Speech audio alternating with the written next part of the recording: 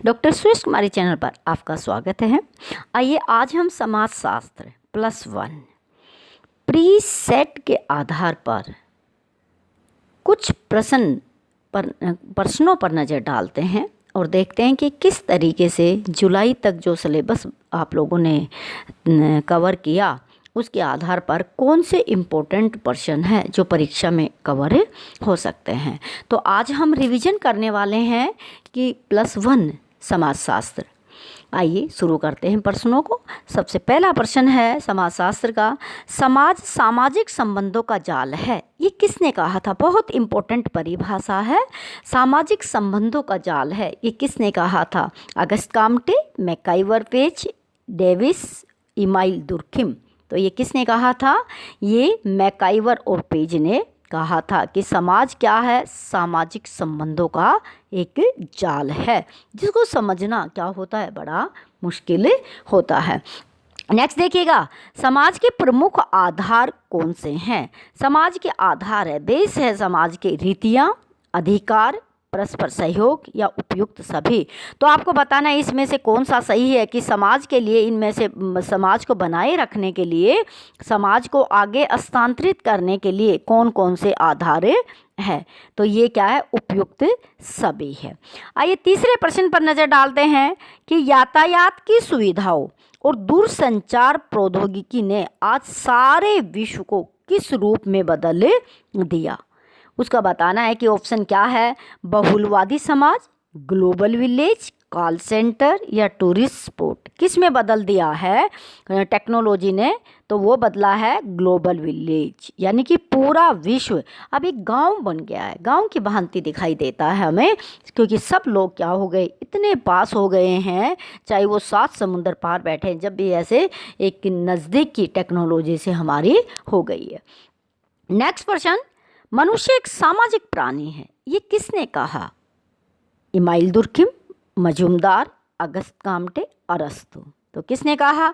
सही उत्तर है अरस्तु, क्योंकि अरस्तु ने ही व्यक्ति को क्या बताया है? सामाजिक प्राणी बताया है। नेक्स्ट प्रश्न देखिएगा, समाजशास्त्र सामूहिक प्रतिनिधित्व का विज्ञान है, ये किसका कथन है? Max weber, MacIver, email Durkheim. तो इसका सही उत्तर है इमाइल दुर्खिम।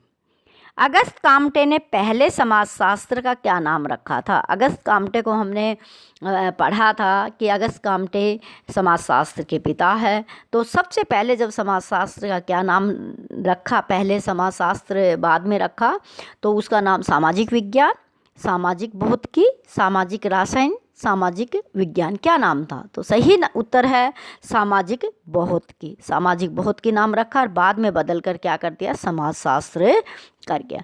नेक्स्ट प्रश्न देखिएगा, रिपब्लिक किसकी रचना है? रिपब्लिक पुस्तक है, पुस्तक का नाम है रिपब्लिक। तो रचना अरस्तु, प्लेटो या फिर सुकरात या अगस्त काम्टे। तो ये किसकी रचना है? ये रचना आप बता सकते हैं प्लेटो की रचना है, क्योंकि रिपब्लिक में प्लेटो ने अपने राजतंत्र और पूरी सामाजिक व्यवस्था का क्या क्या वर्णन किया है। नेक्स्ट क्वेश्चन है देखिएगा, मुंबई विश्वविद्यालय में कब समाजशास्त्र का अध्ययन प्रारंभ हुआ था? 1919 में, 1917 में, 1920 में, 1918 में। तो बताइए कब हुआ था? 1919 में हुआ था, जब प्रथम विश्व युद्ध उस समय क्या हुआ था? ख़त्म भी हुआ था। और 1919 खिलाफत आंदोलन, असहयोग आंदोलन थे, उस दौरान क्या हुआ था? बम्बई में समाजशास्त्र का अध्ययन व्यवस्थित तरीके से करना शुरू कर दिया था। नेक्स्ट देखिएगा, मुंबई विश्वविद्यालय में समाजशास्त्र का अध्ययन किसकी देखरेख में पूरा हुआ था? तो मुंबई विश्वविद्यालय में समाजशास्त्र का अध्ययन किया जा रहा था, तो किसकी देखरेख में? Patrick, Auguste Comte, Srinivasan, Emile Durkheim. तो किसकी देखरेख में पूरा हुआ था? वो हुआ था पैट्रिक की देखरेख में मुंबई विश्वविद्यालय में क्या चल रहा था? समाजशास्त्र का अध्ययन चल रहा था। नेक्स्ट प्रश्न देखिएगा, समाजशास्त्र एक विज्ञान है, ये कथन कैसा है? सही है, गलत है, विवादास्पद है या उपयुक्त में से कोई नहीं? तो उत्तर क्या है? सही है, ये बिल्कुल सही है। नेक्स्ट प्रश्न देखिएगा, समाजशास्त्र की प्रकृति कैसी है? कलात्मक, मानवीय, सामान्य, वैज्ञानिक। तो देखिए नाम से ही है कि समाजशास्त्र की प्रकृति कैसी है, वैज्ञानिक प्रकृति है। नेक्स्ट देखिएगा, निम्नलिखित में से कौन से शास्त्र में मानव के आर्थिक क्रियाओं का अध्ययन किया जाता है? कौन से शास्त्र में आर्थिक क्रियाओं का अध्ययन किया जाता है? समाजशास्त्र में, अर्थशास्त्र में, सामान्य, मानव शास्त्र। तो देखिए मनुष्य की आर्थिक क्रियाओं का अध्ययन किस में किया जाता है? समाजशास्त्र में, न करके अर्थशास्त्र में किया जाता है। नेक्स्ट प्रश्न देखिएगा, समाजशास्त्र एवं अर्थशास्त्र में किसका अध्ययन सामान्य रूप से किया जाता है? कहने का मतलब ऐसे बिंदु जो समाजशास्त्र में भी पढ़े जाते हैं और अर्थशास्त्र में भी। श्रम कल्याण, नातेदारी व्यवस्था, बजट सिद्धांत, मांग और पूर्ति के नियम। अब देखिए पहले तो हम ये समझे कि मांग और पूर्ति का नियम अर्थशास्त्र का विषय है, बजट सिद्धांत ये भी अर्थशास्त्र में पढ़ा जाता है, नातेदारी समाजशास्त्र में पढ़ा जाता है, लेकिन श्रम और कल्याण ऐसा विषय है जो दोनों में पढ़ा जाता है, तो ये सही है। नेक्स्ट देखिएगा, राजनीति शास्त्र तथा समाजशास्त्र एक चित्र के दो पक्ष है, ये किसने कहा? यानी कि राजनीति विज्ञान और समाजशास्त्र का संबंध स्थापित करते समय ऐसा किस विद्वान ने कहा कि एक ही चित्र है, उसके दो पक्ष है? अरस्तु, प्लेटो, कैटलिन, सुकरात। तो सही उत्तर है कैटलिन। ऐसा कैटलिन ने कहा था कि दोनों का इतना घनिष्ठ संबंध है कि एक ही चित्र के दो पक्ष है। नेक्स्ट प्रश्न पर नजर डालते हैं, किसे मानव शास्त्री ने समाजशास्त्र और मानव शास्त्र को जुड़वा बहने कहा है? किस मानव शास्त्री ने कहा है? उसका शास्त्री का नाम पता है? क्रोबर है, मानव शास्त्री है। तो उन्होंने कहा कि ये दोनों की दोनों क्या है? जुड़वा बहने है। सामाजिकरण में कौन सा समूह अत्यधिक उपयोगी होता है? वैसे तो सारे समूह उपयोगी है, लेकिन हमें अब इसमें ये पूछना है कि कौन सा समूह है वो अत्यधिक उपयोगी होता है? प्राथमिक समूह, अस्थायी समूह, द्वितीय समूह, बाहरी समूह। तो देखिए सबसे ज़्यादा उपयोगी होता है प्राथमिक समूह, जिसमें परिवार और आसपास समुदाय और हमारी जाति और ये चीज़ें आ जाती है, जो व्यक्ति को प्राथमिक स्तर प्रदान करती है, वो सबसे ज़्यादा उपयोगी होता है, महत्वपूर्ण होता है।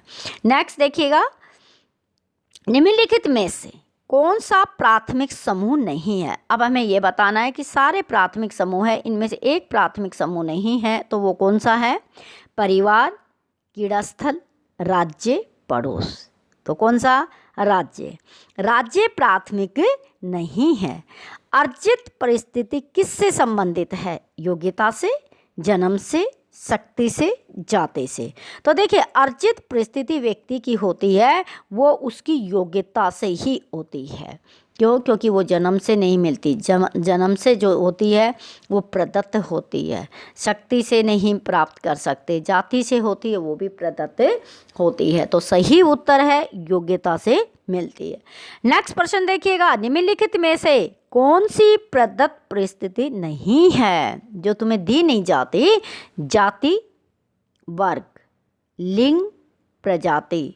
तो इसमें कौन सी है जो हमें दी नहीं जाती? वो है वर्ग, क्योंकि वर्ग है वो हम किसी भी वर्ग में शामिल हो सकते हैं। जाति हमें जन्म से मिल जाती है, लिंग हमें जन्म से मिल जाता, प्रजाति हमारी जो नस्ल है वो हमें जन्म से मिल जाती है, और वर्ग ऐसा है आप किसी भी वर्ग में कभी भी शामिल हो सकते हैं। प्रश्न नंबर 20 नेक्स्ट देखिएगा, अस्पृश्यता निरोधक अधिनियम कब लागू हुआ? 1955, 1956, 1957, 1958। तो कब हुआ था? 1955 में हुआ था। छुआछूत पर प्रतिबंध लगाने के लिए 1955 में क्या बना था? अधिनियम में बना था। नेक्स्ट प्रश्न देखिएगा, निम्नलिखित में से कौन सा सामाजिक स्तरीकरण का आधार नहीं है? आधार नहीं है। प्रजाति, व्यवसाय, जाति, भाषा। तो कौन सा नहीं है? भाषा नहीं है, क्योंकि हम जन्म से देख के आए कि हम प्रजाति, जिस जाति में जन्म लेते हैं, जो व्यवसाय करते हैं, इन सारी चीज़ों से हमारा लेवल स्थापित कर लिया जाता है, लेकिन भाषा को इसमें शामिल नहीं किया गया। नेक्स्ट प्रश्न देखिएगा, स्थिरीकरण का आधार क्या है? असमानता, समानता, ऊंचाई में अंतर, शरीर का रंग। इनमें से क्या है? असमानता, क्योंकि असमानता स्थापित करता है स्थिरीकरण, उसमें समानता का कोई बिंदु नहीं है, ऊंचाई और व्यक्ति की लंबाई का कोई नहीं है, शरीर के रंग का नहीं है, तो वो क्या है? असमानता है। ये सही उत्तर है। संपूर्ण जातियों को कितने भागों में विभाजित किया गया है? अब देखिए, भारत में जातियों का अध्ययन करते हैं तो स्पष्ट रूप से बताया गया है वो कितने भागों में जातियों को विभाजित किया। 2 में, 3 में, 4 में या 5 में? तो कितने भागों में विभाजित किया? 4 भागों में विभाजित किया है। नेक्स्ट प्रश्न देखिएगा, सोशल कंट्रोल पुस्तक किसने लिखी थी? बहुत इम्पोर्टेंट है। सोशल कंट्रोल पुस्तक किसने लिखी थी? रॉस ने लिखी थी। दहेज निरोधक अधिनियम कब पारित हुआ था? दहेज विरोधक अधिनियम जो बना था वो कब पारित हुआ था? 1986 में पारित हुआ था। आज की रिवीजन में इतना ही। आप स्वस्थ रहिएगा, व्यस्त रहिएगा, मस्त रहिएगा। वीडियो को लाइक कीजिए, शेयर कीजिए, चैनल पर नए हैं तो सब्सक्राइब कीजिए। Thanks for watching.